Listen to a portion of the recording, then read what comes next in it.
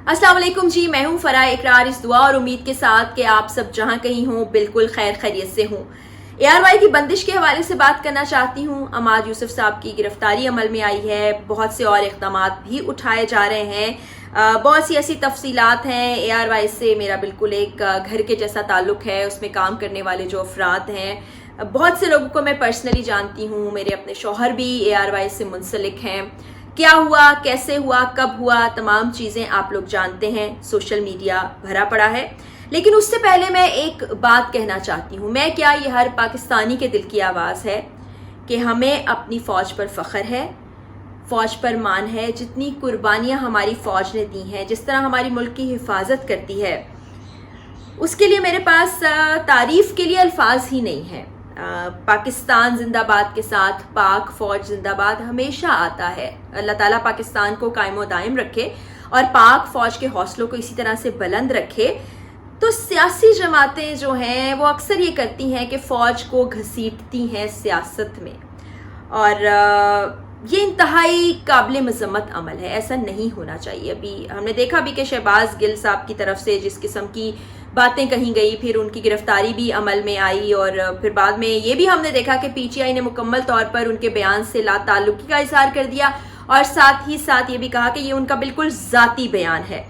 तो बात करने से पहले सोच लेना ज़रा एक अक्लमंदी का तकाजा होता है। लेकिन शहबाज गिल साहब को हम देखते हैं कि जब भी वो बोलते हैं ऐसे ही बोलते हैं कि कुछ भी फ़िल्टर के बगैर बोले चले जाते हैं। कभी कभी किसी और चीज़ का खुमियाजा किसी और को भुगतना पड़ता है। अब मैं ARY की बात करती हूँ। 2010 में मैं ARY से मुंसलिक भी रही। सलमान इकबाल साहब को भी मैं पर्सनली जानती हूँ, बिल्कुल भाइयों जैसा ताल्लुक़ है। अमाद यूसुफ साहब से फैमिली का ताल्लुक़ है। उनकी मिसेस से अक्सर मेरी बात होती रहती है। अमाद भाई से भी बात होती रहती है। उनके बच्चों को मैं जानती हूँ।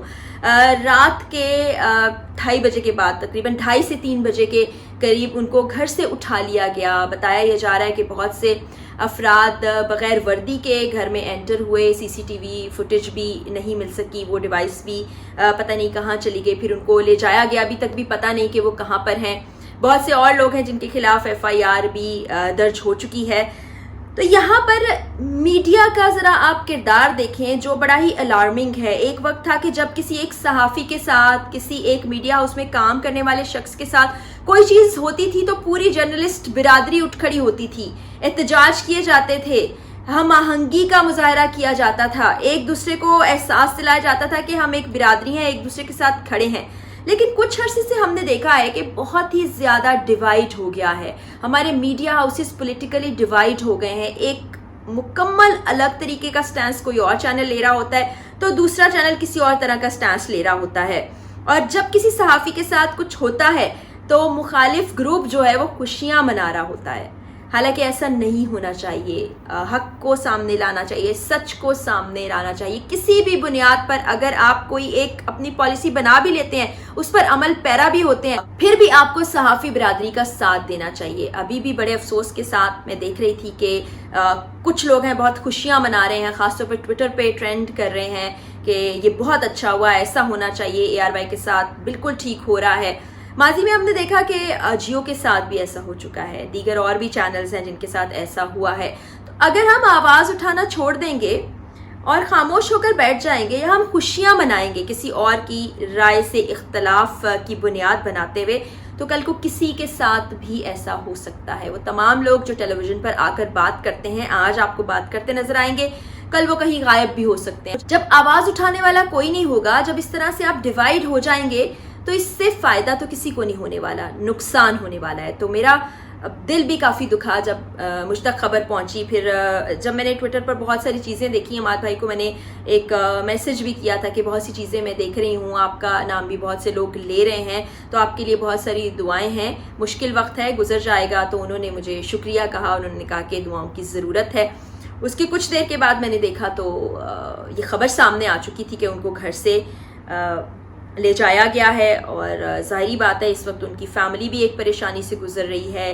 ARY मजमूई तौर पर एक इदारे की सूरत में भी एक मुश्किल वक्त से गुजर रहा है। मैंने जैसे कहा था कि बिल्कुल एक फैमिली की तरह से ताल्लुक़ है। मेरी बहुत सी फ्रेंड्स काम करती हैं, मदीहा नकवी हैं, मारिया मेमन हैं, सदफ़ अब्दुल जब्बार हैं, ہمارے بڑے پیارے دوست بھائی وسیم بدامی ہیں، کاشف بھائی ہیں، مطلب جتنے بھی لوگ کام کرتے ہیں وہ ایک فیملی کی طرح سے، کیونکہ ظاہر ہے کہ میرے شوہر اس ادارے سے منسلک ہیں، وہ بہت سالوں سے یہاں پر کام کر رہے ہیں. اور جہاں تک یہ بات آتی ہے کہ حب الوطنی یا غداری کا سرٹیفکیٹ، تو اس طرح سے یہ سرٹیفکیٹ مت بانٹیں. میں سوشل میڈیا پر جو یہ ٹرینڈز دیکھتی ہوں، کسی کو بھی ہم غدار کہہ دیتے ہیں، کسی پر بھی ہم کوئی بھی تہمت لگا دیتے ہیں.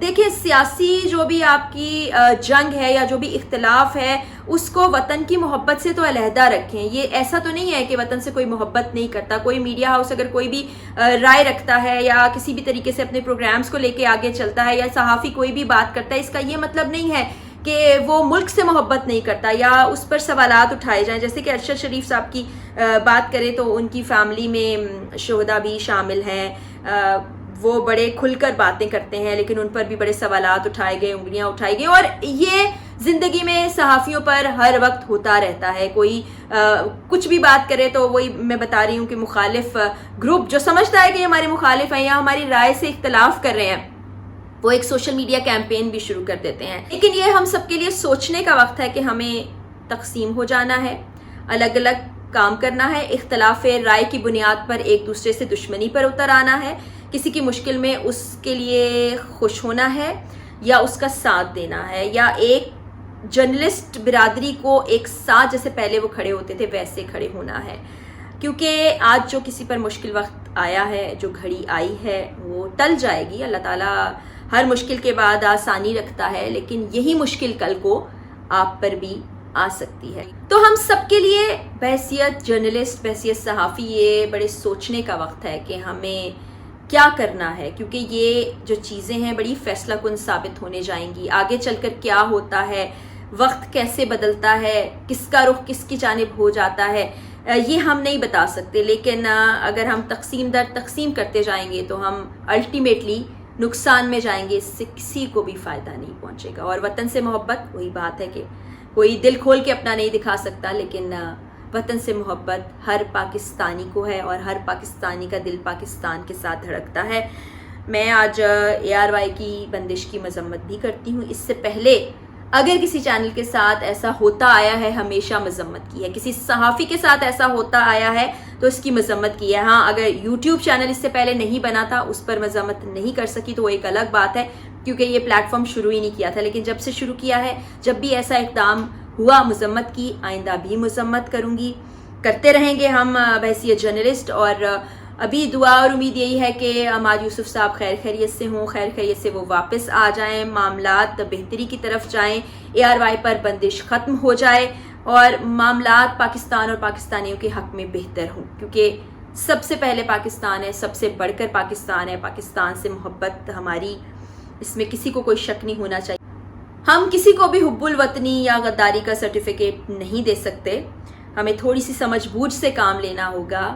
کسی کی مخالفت میں اتنا آگے نہیں بڑھ جانا ہوگا کہ مشکل میں ہے تو اس پر خوشیاں منائی جائیں. تو جتنے بھی میرے صحافی دوست اس وقت مشکل میں ہیں، ARY مشکل میں ہے، میری دعائیں ان کے ساتھ ہیں. اللہ تعالیٰ جلد تمام لوگوں کو واپس بھی لے آئے اور ARY کو بحال بھی کرے. اور انشاءاللہ نیکسٹ ویڈیوز میں آپ کو اپڈیٹ بھی دیتی رہوں گی. اور جاتے جاتے وہی دعا کہ اللہ تعالیٰ ہمارے پیارے پاکستان اور ہم سب پاکستانیوں کا حامی و ناصر ہو. اللہ حافظ.